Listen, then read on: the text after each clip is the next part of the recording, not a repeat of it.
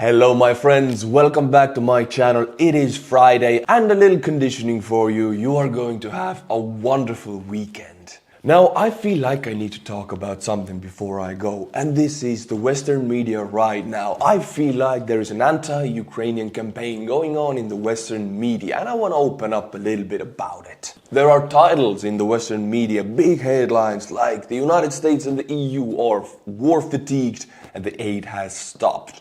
Well, first of all, this is actually not true because the EU has approved long-term support plan of Ukraine for the next 5 years. And also the United States aid has not stopped. These are only clickbait headlines. Second of all, I've received some comments from United States viewers that some people in the US feel like they should not support Ukraine because things are bad in the US and that support should go into the US.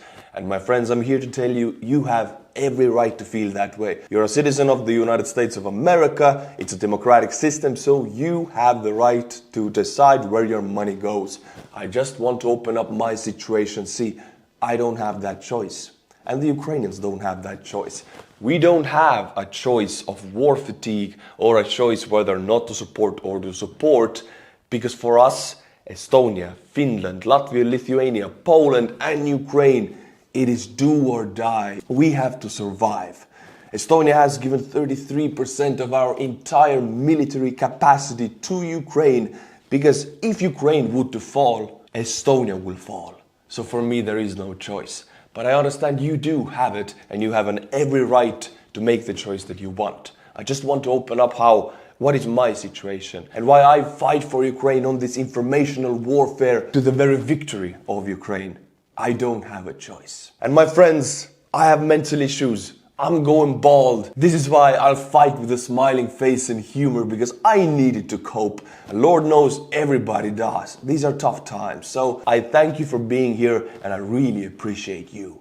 Now let's get to the news. First of all, we'll jump to the Curson front, to the Dnipro River and to the settlement of Krinky, where Ukrainians are reported by Russian sources to have established themselves in this woodland areas you see right here, south from Krinky and south from the Koinka River.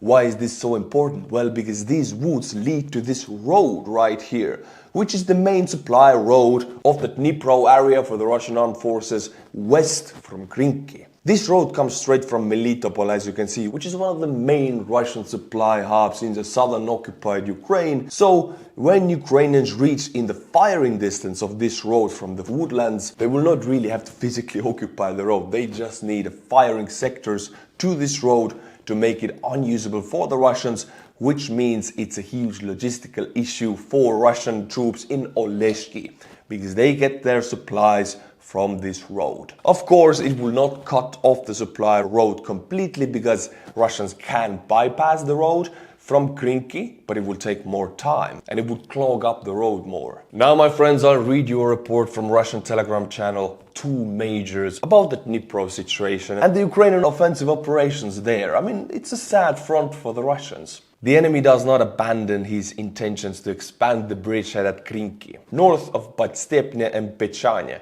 We, like Romanov, also received information about the expansion of the zone of control of the Ukrainian armed forces to the south from the village of Krinky into the tree lines. The information is confirmed from the ground and the military command will look into the reasons. An important new element was the use of Ukrainian armed forces helicopter in the Krinky area, which, like operating in the area of our bank, fired unguided missiles and flew back. Similar daring tactics of the Ukrainian armed forces were previously noticed at Robotyne. The enemy used helicopters at extremely low altitudes to attack our positions. In general, the situation directly indicates the enemy's transition to the second phase of the operation plan to cross the Dnipro. I do agree actually with the Russian 2 Majors Telegram channel, because usage of aviation assets so close to the front in Curson, in Krinky, risking these choppers, I mean, Ukraine doesn't have many choppers. Risking them means that Ukrainians are feeling secure enough, having destroyed enough Russian anti-air capabilities in the area to put their choppers into the area, indicating they plan on focusing here. They plan on bringing across more armor in addition to the BTR-4 we saw a week ago crossing the river. that being the very first Ukrainian armored vehicle to cross the river. So according to two major channels, the Russian military command structure is looking into the reasons why they are not able to stop the Ukrainian advancements in the area. But I already have some reasons for you. Let's click on the Russian units here. Bars 4, bars meaning Special Combat Army Reserve. I just talked about it in my last video. What is bars? It is actually reserve unit in the Russian army. They're poorly trained and poorly equipped. These guys are recruited through huge companies in Russia like Rosneft and other oil and gas companies who have tens of thousands of employees. They recruit these guys, promising them bigger pay, and then they send them to Ukraine without proper training or equipment. They're basically guys who are tricked by money and sent to Ukraine. So this is why this front for the Russians is one of the weakest. My friends, the Russians in Tokmak, it's southern occupied Ukraine, they decided to bring out their icons of the Holy Mother, Mother Mary, and they decided to do a little dance with them. Of course, I am baptized in Greek Orthodoxy, so I know what they're doing. They're actually making the crosses on 4 directions, but I mean, it is so ridiculous. This is the army, and I'm not sure how to think about this. I mean, Kirill, the head of the Russian Orthodoxy, he is going to bless nuclear weapons and Kalashnikovs, and this falls in the same category for me. I mean, they're doing a goddamn chicken dance with these icons. In my eyes, and I know in the Russian Orthodoxy eyes, this is not showing respect to the icons. This is a chicken dance with them. You're not supposed to treat icons like this at all. Not even in the Russian Orthodoxy. Now, my friends, I'll zoom into a settlement of southern Curson area of Russian-occupied Ukraine. The settlement is called Skadovsk, and yesterday there was a careless smoking incident in the area.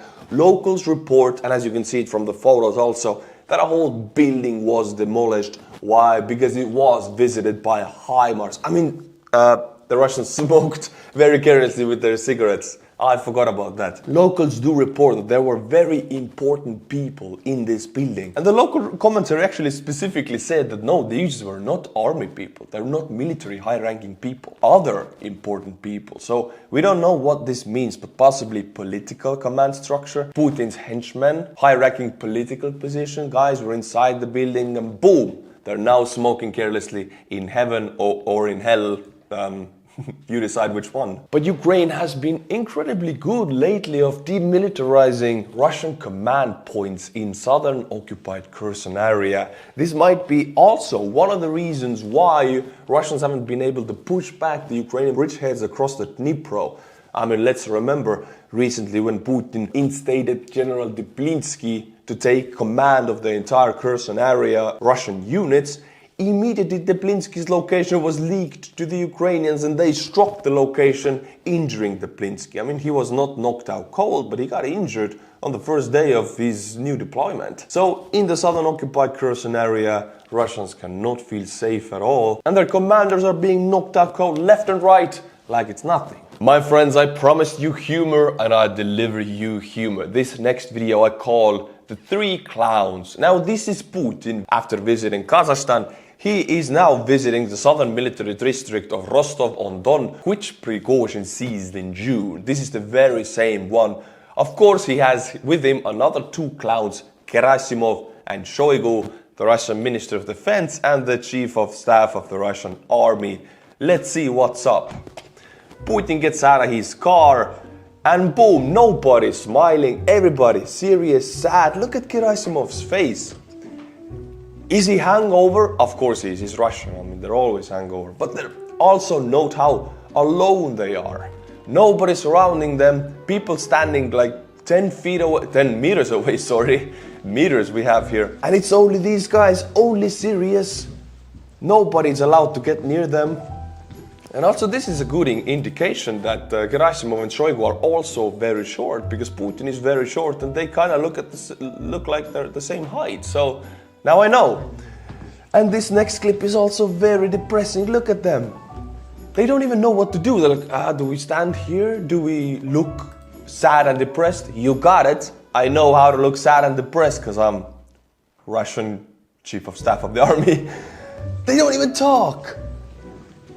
What is this? What is this supposed to give people? That we are in good hands? that our army is in good hands. This looks pathetic.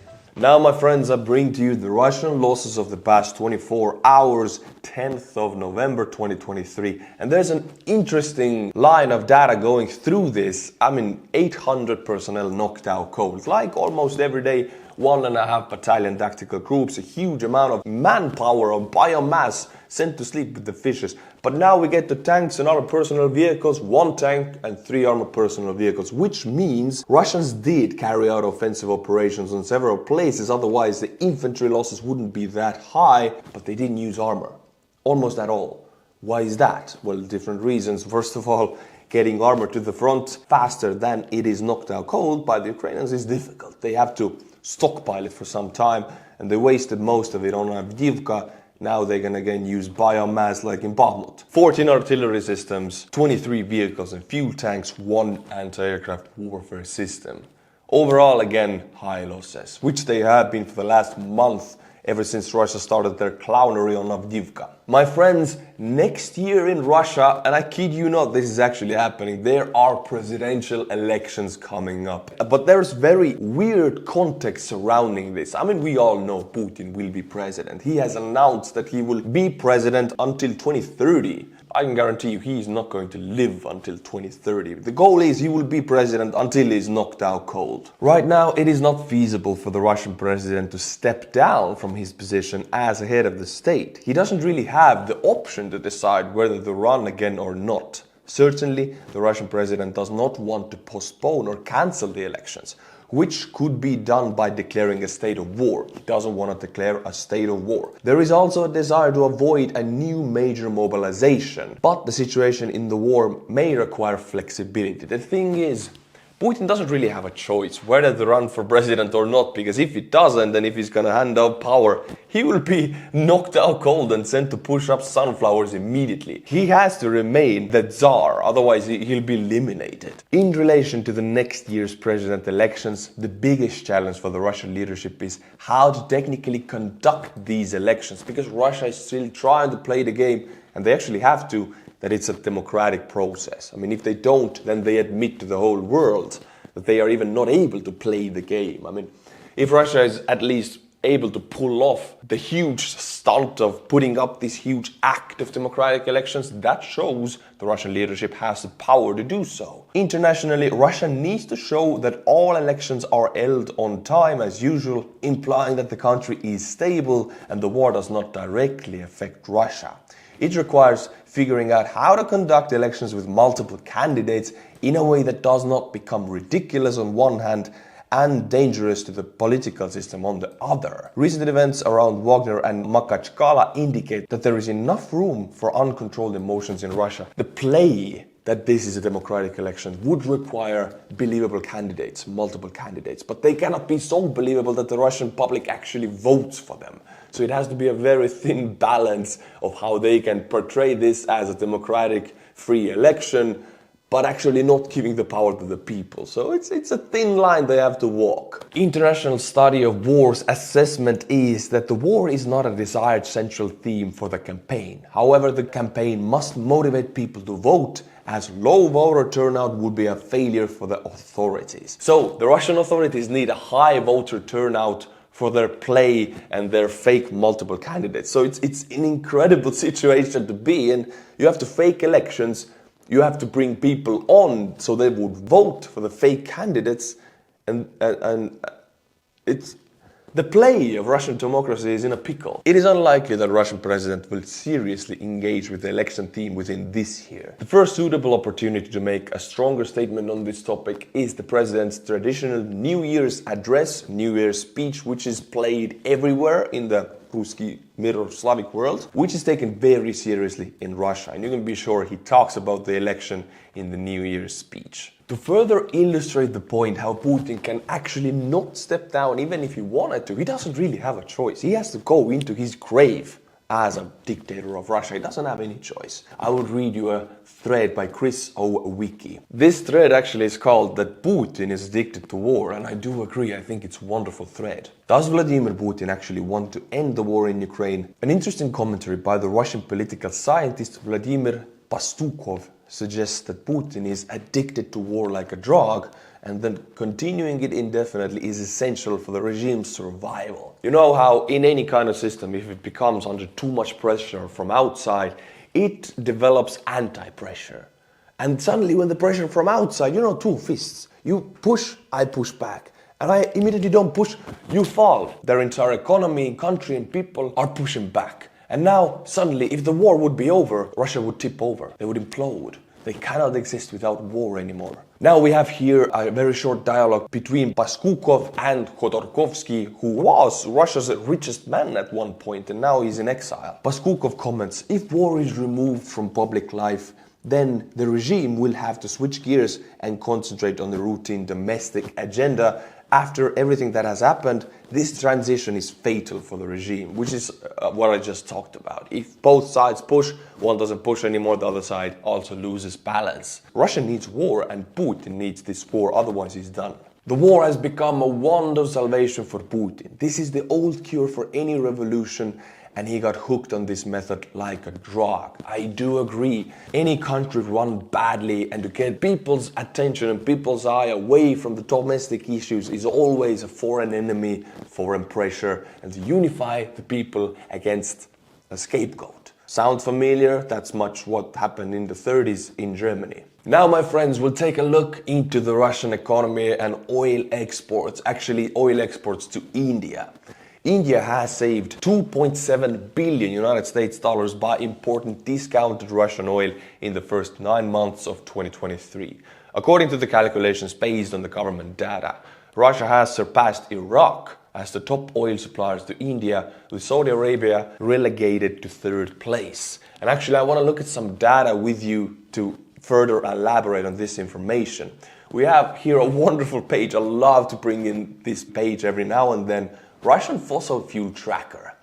And what I want to show you is this chart. We have all of the charts. Well, let's put the EU here actually. Look, the EU 2022 March 700 million per day was paid to Russia for the fossil fuels. 1 month after the war started. And then boom, sanctions hit and it goes down.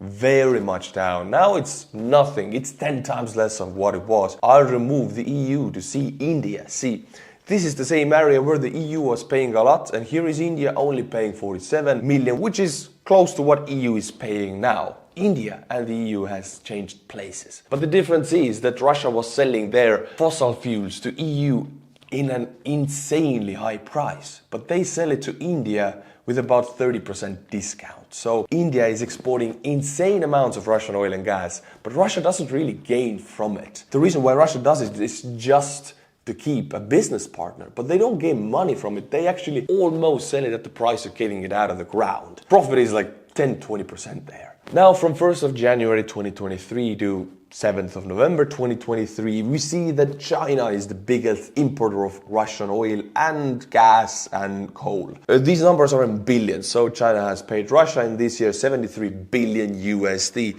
India has paid 39 billion. But if we look at, and EU is on the third place with 27 billion, and Turkey will surpass before the end of this year. But if we look at beginning from the entire war, what happens? Bada boom, EU jumps to the first place because most of this money was paid in 2022, where sanctions were only starting to have a hit. 180 billion. And look, this year only 27. I show this to you because people don't see the effect of sanctions because they're slow. It's like when you invest in SP 500, you don't see it until you forget about it and look at it again in 5 years, then you see it. Sanctions are the same. It's an S&P 500, only the opposite way. It will degrade Russia's economy the same way S&P will make you rich very slowly. I'm sorry about this. This is a weird analogy, I know, but this, I love the S&P. I'm a very traditional investor. I don't believe in fast money. My friends, I recently visited the United States ambassador to Estonia, George Kent. You can see it right on the screen. It's on my Instagram. Other adventures I do in Estonia. I play some sports. I go to the gym. I want to share it with you because that's what I'm like. I want to share my life with you guys. So head on to the Patreon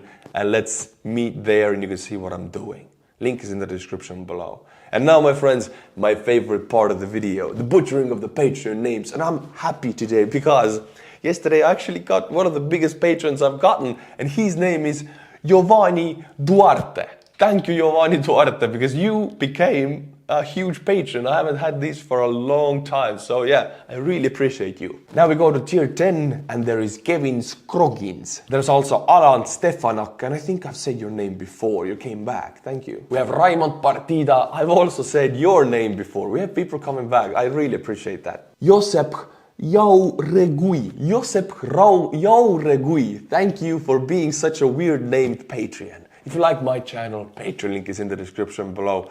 And until my next video, my friends, which will be on Monday, you better have a fantastic weekend. Rest up, my friends.